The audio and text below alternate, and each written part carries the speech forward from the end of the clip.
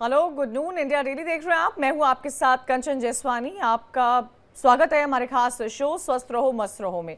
आज हम अपने इस खास कार्यक्रम में बात करेंगे आर्थराइटिस की। दुनिया का हर तीसरा व्यक्ति गठिया यानी कि गठिया के रोग से पीड़ित होता है। भारत में आर्थराइटिस के पेशेंट्स की संख्या लाखों तक पहुंच चुकी है। आमतौर पर गठिया को पहले बुढ़ापे की बीमारी कहा जाता था, लेकिन आज के इस दौर में यह बीमारी बच्चों में भी देखने को मिल रही है। गठिया किसी भी उम्र में हो सकता है, लेकिन उम्र बढ़ने के साथ साथ गठिया होने का जोखिम बढ़ जाता है। ऐसा इसलिए है क्योंकि जैसे जैसे आपकी उम्र बढ़ती है, सूजन आपके शरीर और जोड़ों को प्रभावित कर सकती है। आर्थराइटिस से पीड़ित लोगों के जोड़ों में दर्द, कड़कपन और चलने में परेशानी होती है।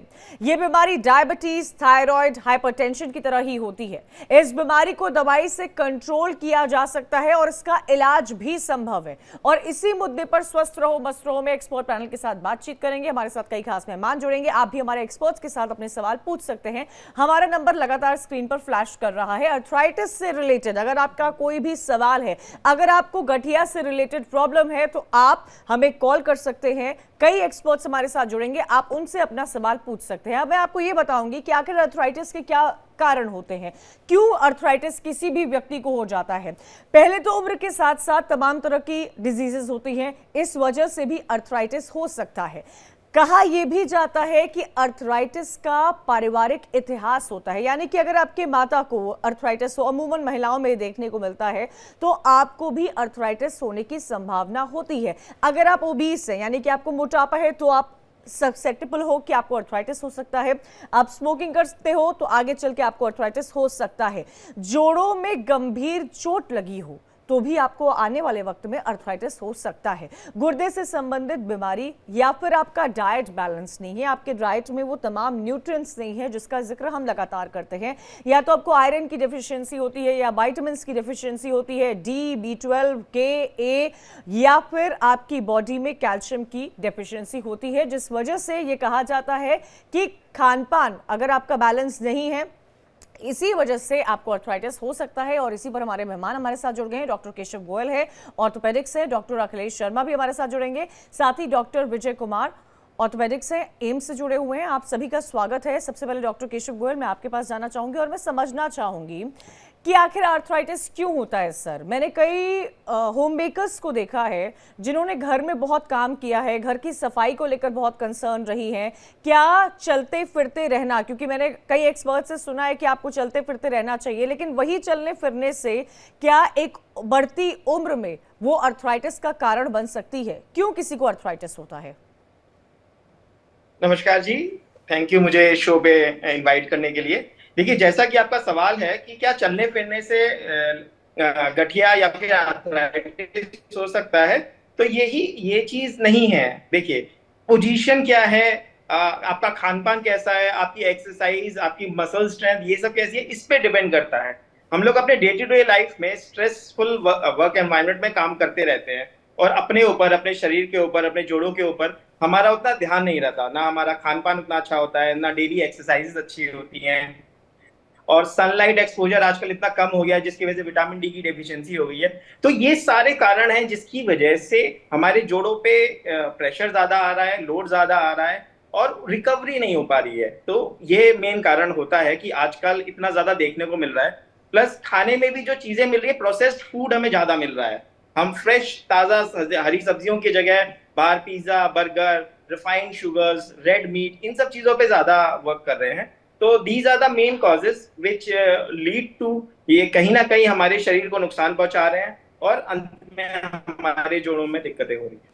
ठीक है डॉक्टर विजय, क्या इलाज होता है आर्थराइटिस का? कई बार ऐसे भी केसेस आए हैं जहां पर जोड़ों में हमने देखने को मिला है नीज की सर्जरी का जिक्र किया जाता है। क्या वो आर्थराइटिस से रिलेटेड होता है? और मेडिसिन के अलावा क्या सर्जिकल इसका इलाज होता है?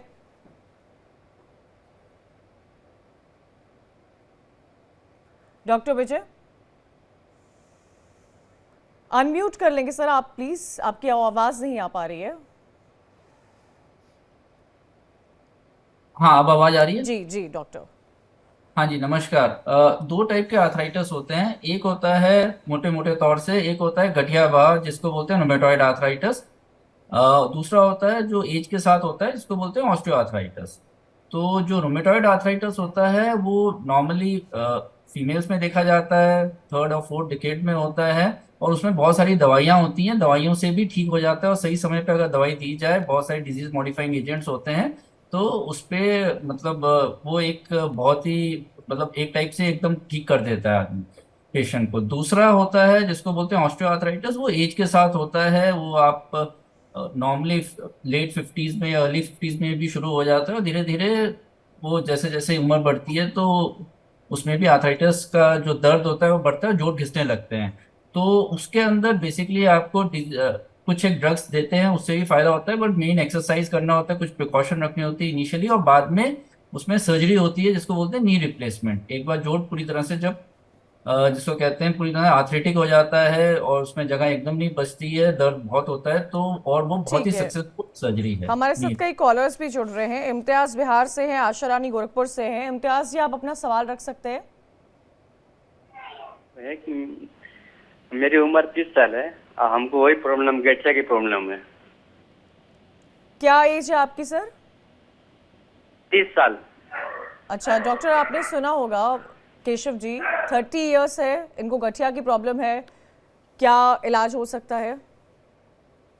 मैं इनसे कुछ सवाल पूछना चाहूंगा कि ये कब से इनको जोड़ों में दर्द है। जरूरी नहीं है सारे जोड़ों का दर्द को हम गठिया की तरह लेबल करें। तो 30 साल की उम्र काफी कम उम्र है, और कितने टाइम से इनको जोड़ों की तकलीफें हैं ये जानना जरूरी है। और उसके बाद जैसा कि सर ने भी बताया कि हमें देखना पड़ेगा कि कौन से टाइप का गठिया है ये ऑस्टियोआर्थराइटिस है कि रूमेटॉइड आर्थराइटिस है, और इनका जीवन शैली में एक्सरसाइज का इसमें कितना वो है, कितनी एक्सरसाइजेस वगैरह ये करते हैं, या फिर किस टाइप का वर्क पैटर्न है। अगर दिन भर एसी के अंदर बैठ के और सिटिंग जॉब है जिसमें कोई भी एक्सरसाइजेस नहीं है, तो फिजियोथेरेपी और मेडिसिन के हेल्प से इनका ट्रीटमेंट बिल्कुल पॉसिबल है। ठीक है, डॉक्टर अखिलेश शर्मा भी आयुर्वेद आचार्य हमारे साथ जुड़ गए हैं, उनका भी मैं रुख करना चाहूंगी। स्वागत है सर आपका। आशा रानी गोरखपुर से जुड़ी हुई हैं। आशा जी, आप अपना सवाल रख सकती हैं। जी सर, नमस्कार सर। मैम प्लीज टीवी की वॉल्यूम म्यूट कर दीजिएगा। जी जी जी सर। जी मैम। जी मैम, मेरे घुटने में बहुत दिन से दर्द थी, तो मैं अपने डॉक्टर को दिखाई, तो डॉक्टर ने मेरे घुटने से पानी भी निकाला और इंजेक्शन भी डाला। उसके बाद भी मेरे पैरों में अभी दर्द रह ही रहा है। ठीक है डॉक्टर विजय, आपने सुना होगा घुटनों में दर्द है, पानी निकाला है, इंजेक्शन लगाया है, उसके बाद भी उन्हें घुटनों में दर्द की प्रॉब्लम है। इनकी उम्र कितनी है एक बार? आशा जी, आपकी एज? आपकी एज? हाँ जी। उम्र उम्र कितनी है? 48। 40? हाँ, तो इसमें भी यही है, 40 या 48 जो मैंने सुना। तो और अगर पानी निकाला है उसको टेस्ट के लिए भी भेजा होगा, और जैसे डॉक्टर केशव ने भी बोला ये ज़रूरी है देखना, क्योंकि 50 से पहले वो मतलब रोमेटॉइड या इन्फ्लेमेटरी आर्थराइटिस भी बोलते हैं मेडिकल टर्मिनोलॉजी में, वो नहीं है, ये नॉर्मल ऑस्टियोआर्थराइटिस है। अगर तो वो इन्फ्लेमेटरी आर्थराइटिस नहीं है, नॉर्मल ऑस्टियोआर्थराइटिस है, तो वो दर्द रहेगा, कुछ एक दवाइयाँ देनी पड़ेंगी, चलेंगी, एक्सरसाइज करनी है, जमीन पे नहीं बैठना है, सीढ़ियाँ कम से कम यूज करनी है, ये सब प्रिकॉशन लीजिए। और बाकी एक बार एक्सरे देखना पड़ेगा पेशेंट का कि वो मतलब किस स्टेज पर है, उसके बाद ही उनको जाके एक बार दिखाना चाहिए, फिर अकॉर्डिंगली ही ट्रीटमेंट बताई जा सकती है। ठीक है डॉक्टर अखिलेश शर्मा, आयुर्वेदा की लाइन में अर्थराइटिस का क्या इलाज है? कैसे आयुर्वेदा में अर्थराइटिस को ट्रीट किया जाता है? जी, बहुत अच्छा सवाल पूछा आपने। देखिए, जितने भी वात विकार हैं, यानी वाता एग्रेवेशन हम मानते हैं, जो मेन त्रिदोष के सिद्धांतों में से एक दोष है, जो कि कुपित होता है, यानी कि बढ़ जाता है।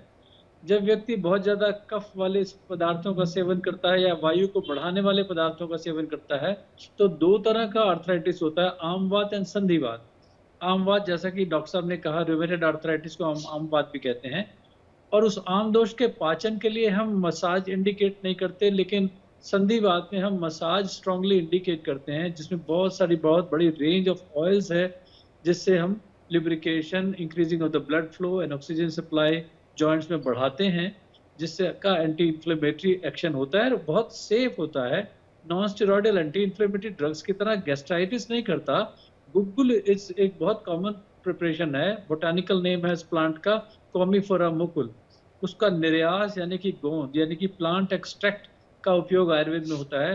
विभिन्न प्रकार के गुग्गुलों का योग पेशेंट की प्रकृति के अनुसार दिया जाता है।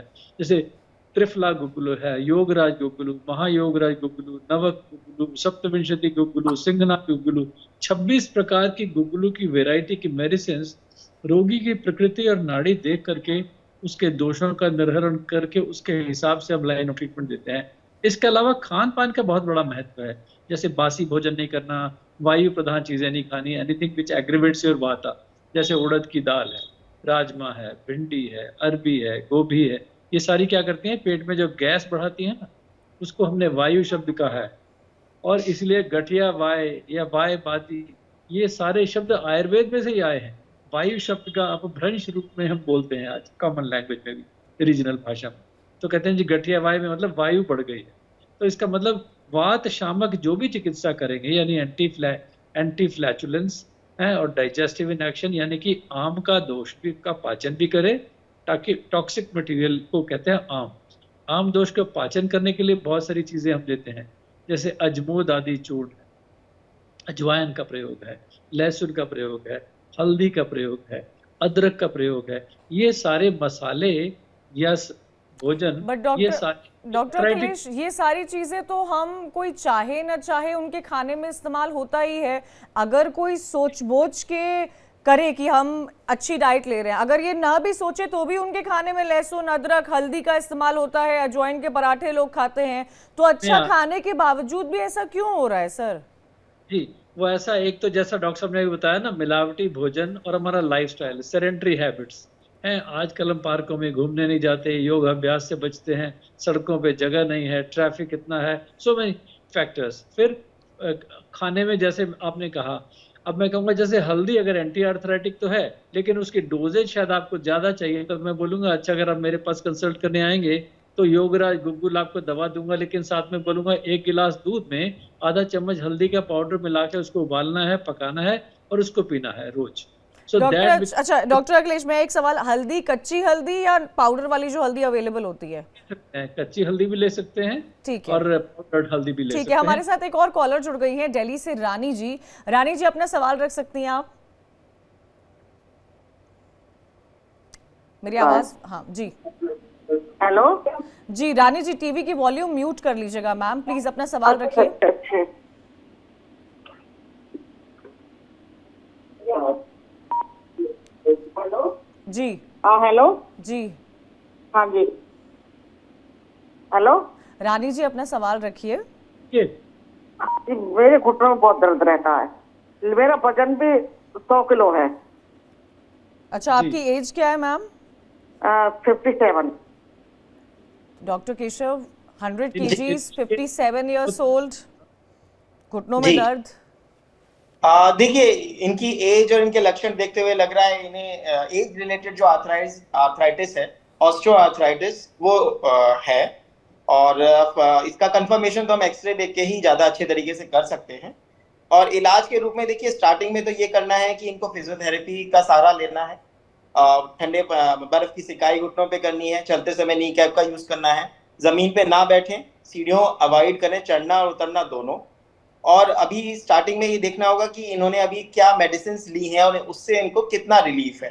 तो स्टेजिंग को देखते हुए स्टार्टिंग हम मेडिसिन और फिजियोथेरेपी से करेंगे, और अगर लगता है कि उससे आराम नहीं आ रहा है तो नेक्स्ट स्टेप हमारा विस्कोसब्लिमेंटेशन, जैसे कि इंजेक्शंस होते हैं, वो दे सकते हैं। और लास्ट स्टेज अगर रहती है तो फिर सर्जरी की बात होती है, जो कि नी रिप्लेसमेंट। अच्छा डॉक्टर केशव, मेरा यहाँ ये भी सवाल है, आप सभी क्योंकि फिजियोथेरेपी पर जोर दे रहे हैं, फिजियोथेरेपी के चार्जेस भी हाई होते हैं। कहीं पर फिजियोथेरेपी एक दिन के सेशन 300 होता है, कहीं 500 होता है, कहीं 1000 होता है, कहीं 1500 होता है, कहीं 2500 भी मैंने देखा है। तो क्या जो आदमी अमीर है उसी का ही अर्थराइटिस का इलाज हो सकता है, जो गरीब है उसका नहीं इलाज करेंगे? खुद से कौन सी एक्सरसाइजेज है जो की जा सकती है?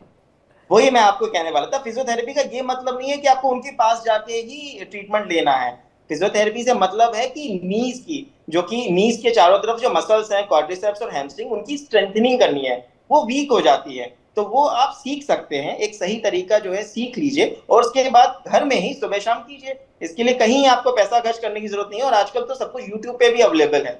बट सही प्रशिक्षण जरूरी है, हम गलत तरीके से ना करें बस। ठीक है डॉक्टर विजय, जैसे कि डॉक्टर केशव ने स्टेज बताया कि पहले फिजियोथेरेपी, फिर आप इंजेक्शन देते हो, फिर एक स्टेज आता है जहां आपको सर्जरी करानी पड़ती है। लोग नी सर्जरी से इतना डरते क्यों हैं सर? और डरते इसलिए भी हैं क्योंकि कई ऐसे केसेस सामने आए हैं जहां पर नी सर्जरी उनकी सक्सेसफुल नहीं रही है।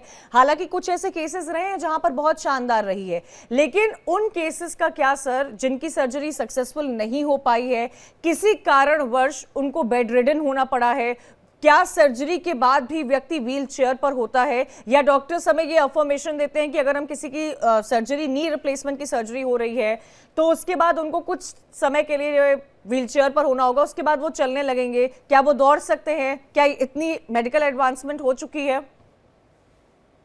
नहीं जी, आपने सही कहा, हर टाइप की सर्जरी से डर लगता है, चाहे वो नी की सर्जरी हो या कोई और भी सर्जरी हो। और नी की सर्जरी जो होती है, नी रिप्लेसमेंट, एक इलेक्टिव सर्जरी है। तो इसमें ये देखा गया है कि बहुत बार पेशेंट जल्दी सर्जरी करा लेते हैं, उनकी एक्सपेक्टेशन ज़्यादा होती है, दर्द इतना नहीं होता है। और वो जो स्टेज, जैसे डॉक्टर केशव गोयल ने भी कहा है अभी, जिस जिस स्टेज पे फिजियोथेरेपी और एक्सरसाइज और कुछ दवाओं से जो स्टेज कंट्रोल की जा सकती है वो ना करके वो जल्दी सर्जरी करा लेते हैं, वो एक सबसेट ऑफ पेशेंट्स हैं जिसके अंदर सेटिस्फैक्शन रेट कम देखा गया है, जिसमें पेशेंट को, क्योंकि उसको इनिशियली इतना दर्द नहीं होता तो उसे सर्जरी से जो सेटिस्फैक्शन मिली वो नहीं मिल पाती। तो सर्जरी नी रिप्लेसमेंट तभी करनी चाहिए जब आपको इतना दर्द हो कि आप अपने डेली एक्टिविटी ना कर पाए, डेली आपको दवाई लेनी पड़े, डेली एनाल्जेसिक लेना पड़े कोई ना कोई।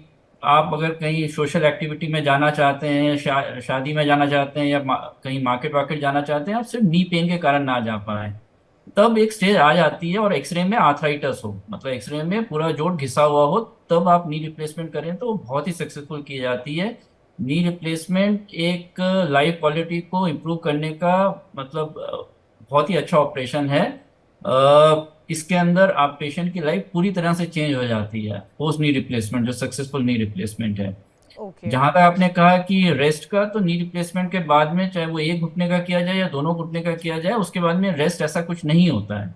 आप जैसे आज सर्जरी हुई है तो आपको कल से ही चलाना शुरू कर देते हैं, बल्कि चलना अच्छा भी होता है। उसमें इनिशियली थोड़ा पेन होता है, वो हर सर्जरी के साथ होगा।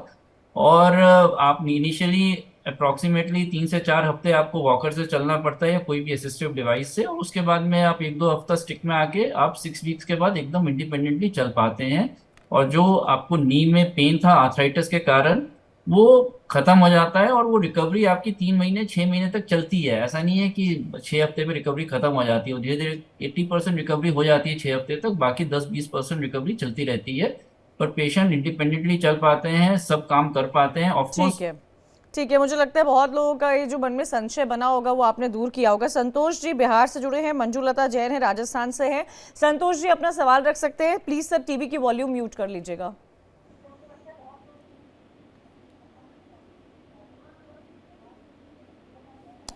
मंजूलता जी, क्या मेरी आवाज मिल रही है? मैडम, मेरा जो है ना घुटना कमर दर्द बहुत दर्द करते रहता है। सर आपकी एज क्या है? 48। 38, 48? 48। अच्छा सर, तो डॉक्टर केशव 48 इयर्स घुटना दर्द हो रहा है, इस उम्र में घुटना दर्द की बहुत ज्यादा दर्द होता है, क्या करना चाहिए? फिर से मैं वही बात फिर से दोहराऊंगा कि ये एक आजकल नया हो गया है। पहले 48 इयर्स में इतना प्रॉब्लम नहीं होता था और उसका मेन कारण था कि हमारी लाइफस्टाइल बहुत ही हेल्दी थी, हम फिजिकल एक्टिविटीज ज्यादा करते थे। आजकल हमारी फिजिकल एक्टिविटीज उतनी ज्यादा नहीं है, तो मसल वीकनेस की वजह से, और जब कोई अचानक कोई काम पड़ जाता है, कुछ फिजिकल एक्टिविटी करनी पड़ जाती है, तो फिर दर्द शुरू हो जाता है।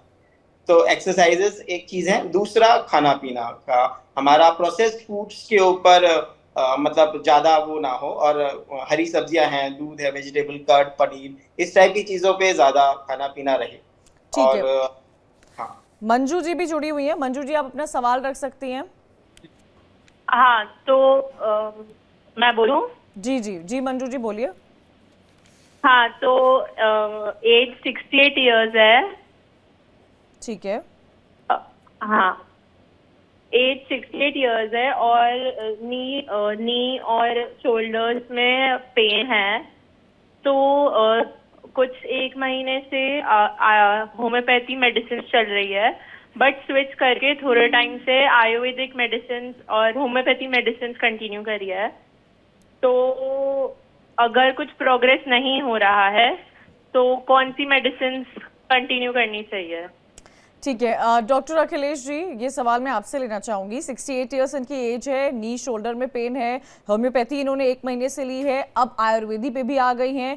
कितना इनको इंतजार करना पड़ेगा आयुर्वेदिक ट्रीटमेंट में? क्या वो रिजल्ट्स जल्दी नहीं शो होंगे? जी देखिए, जैसा मैंने शुरू में कहा था कि गुग्गुलू की प्रिपरेशन हम लोग देते हैं। इन हर केस मैं कहूँगा एक दवा है सिंहनाथ गुग्गुल, इससे ड्रग ऑफ चॉइस 2 टैबलेट अगर दिन में 2 बार ये शुरू करते हैं। इसके अलावा आम पाचन के लिए, डाइजेस्टिव ट्रैक को ठीक रखने के लिए आरोग्यवर्धिनी वटी 2 गोली सुबह शाम देना चाहूँगा। और एक तेल आता है महाविषगर्भ तेल, उसकी अगर ये रेगुलर मसाज करें उससे इनको बहुत लाभ होगा। और एक आयुर्वेदिक रिहेबिलिटेशन मेडिसिन का मेथड है जिसको हम पंचकर्म चिकित्सा बोलते हैं। Massage modalities which have originated from Kerala, उनमें एक होता है जैसे नी पेन है, उसके लिए जानुवस्ती नाम का एक ट्रीटमेंट हम लोग करते हैं, जहां उड़द की दाल के आटे का एक घेरा बनाते हैं around the knee joint and we fill it up with the medicated oil. कड़छी से गर्म तेल उस होल में डालते रहते हैं और ठंडा निकालते रहते हैं। We gradually increase the temperature up to 40 degree. उससे क्या है, वैसोडाइलेटरी इफेक्ट होकर के द ऑयल गोज डीप और उसका क्यूटेनियस एब्जॉर्प्शन काफ़ी अच्छा होता है। उससे ब्लड सप्लाई, ऑक्सीजन फ्लो वहाँ पर बढ़ जाता है। It is more effective than even short wave diathermy. तो 3 इंचेस डीप तक जाके वो सिकाई से दर्द और सूजन में राहत करता है, मस्कुलर फ्लेक्सिबिलिटी, इलास्टिसिटी को बढ़ाता है। ये सब डॉक्यूमेंटेड है लेकिन प्रचारित नहीं है बहुत ज़्यादा। तो पंचकर्म चिकित्सा आयुर्वेद का एक बहुत बड़ा ऐसा अस्त्र है जो कि बहुत इनएक्सपेंसिव मेथड भी है और बहुत यूजफुल है। इसके आयुर्वेद की अभी गवर्नमेंट इंस्टीट्यूशंस भी कई जगह खुल गए हैं। All India institute of Ayurveda में अवेलेबल है, प्राइवेट सेक्टर में भी। जैसे मैं पंचकर्म चिकित्सा का केंद्र चलाता हूँ और बहुत सारे लोग जो सर्जरी नहीं कराना चाहते, अवॉइड कर पाए हैं, उनकी बैक एक के लिए भी, लम्बैगो, शियाटिका जैसे क्रॉनिक कंडीशंस के लिए अब एक सेलिब्रिटी सुपरस्टार है आपकी कंट्री के, जो मेरे पेशेंट रहे जिनकी बैक एक की सर्जरी अवॉइड की थी, जो आज नंबर 1 है। सबको मालूम है, नाम नहीं लूंगा मैं बिकॉज सेलिब्रिटी इसका इट्स ए कॉन्फिडेंशियल थिंग। तो ऐसे बहुत सारे केसेस आयुर्वेद में आते हैं जिनकी हम सर्जरी एवर्ट भी कर पाए हैं। तो उससे पहले एक वहाँ तक पहुँचे हैं, सर्जिकल इंटरवेंशन कर रहे हैं, उससे पहले हम आयुर्वेद के खान पान से, आहार विहार से और पंचकर्म चिकित्सा को एडिशन करके हम उनको ठीक है। बबीता जी हमारे साथ जुड़ गई हैं, गोरखपुर से कॉलर हैं। बबीता जी अपना सवाल रखिएगा, टीवी म्यूट कर लीजिएगा प्लीज। ठीक है मैम। बबीता जी हमारे साथ जुड़ गई है, गोरखपुर से कॉलर है। बबीता जी अपना सवाल रखिएगा, टीवी म्यूट कर लीजिएगा। पूछिए बबीता जी, सवाल पूछिए। हाँ नमस्ते मैम। बबीता जी आपका सवाल। जानते हैं हमारे पैर में जो घुटना है उसमें डोरी है, वो डोरी टूट गई है। आज साल भर हो गया दवा, घुटने में मेरा जो डोरी है वही टूट गया है। अच्छा ठीक है डॉक्टर विजय, अगर आप इनका जवाब देना चाहते हो, उनको घुटने में प्रॉब्लम है।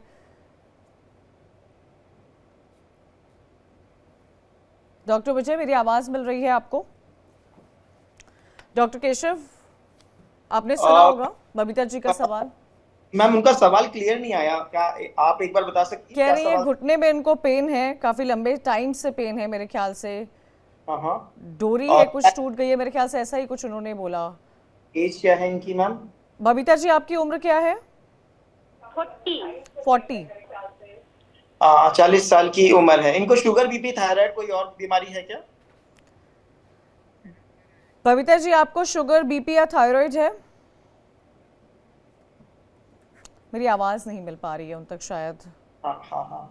देखिए 40 साल की उम्र में महिलाओं में हमें थोड़ा वर्कअप ज्यादा करना होता है कि जैसे कि क्योंकि इनमें रोमेटॉइड आर्थराइटिस के चांसेस ज्यादा होते हैं। तो सुबह उठ के इनके जोड़ों का दर्द कैसा रहता है, दिन भर में जोड़ों का दर्द बढ़ जाता है या कम हो जाता है, ये सारी चीजें देखते हुए प्लस कुछ खून की जांचें होती हैं वो देखते हुए इनका ट्रीटमेंट शुरू किया जा सकता है। ठीक है, और हमारे साथ एक और कॉलर जुड़ गए हैं, वीरेंद्र जी हैं। वीरेंद्र जी अपना सवाल रख सकते हैं, टीवी का वॉल्यूम एकदम निल कर दीजिएगा सर प्लीज। मुझे आवाज़ नहीं मिल पा रही है। एक मेरा भी सवाल है, मैं डॉक्टर अखिलेश आपसे ये समझना चाहूँगी कि कई कॉलर्स हैं जिनको हम देख पा रहे हैं 40 में हैं, अर्ली 40 में हैं, 50s में हैं, तो जब ये प्रॉब्लम 40 और 50s में देखने को मिल रही है तो उससे पहले लोग ऐसा क्या खाएं, क्या बदलाव अपनी डेली रूटीन में करें, या वो कौन सी चीज़ खाने से लोग प्रिवेंट कर सकते हैं जोड़ों के दर्द को, आर्थराइटिस को प्रिवेंट कर सकते हैं? जी, बहुत अच्छा प्रश्न पूछा आपने। देखिए, जैसा अभी डॉक्टर साहब ने कहा था ना, कई लोगों को क्या है, लैक ऑफ प्रॉपर न्यूट्रिशन की वजह से है, तो न्यूट्रिशनल डेफिशिएंसी एक बहुत बड़ा कॉजेटिव फैक्टर बन गया है। आपकी जानकारी के लिए बताऊं, पंचकर्म चिकित्सा में हम 400 तरह के तेल यूज करते हैं डिफरेंट तरह की मालिशों के अंदर। जैसे एक ऑयल है उदाहरण के लिए बलाश्वगंधा तेल, जिसमें बला यानी सीडा कॉर्डिफोलिया एक हर्ब है जो शरीर का बल बढ़ाती है, इसलिए उसको बला कहते हैं।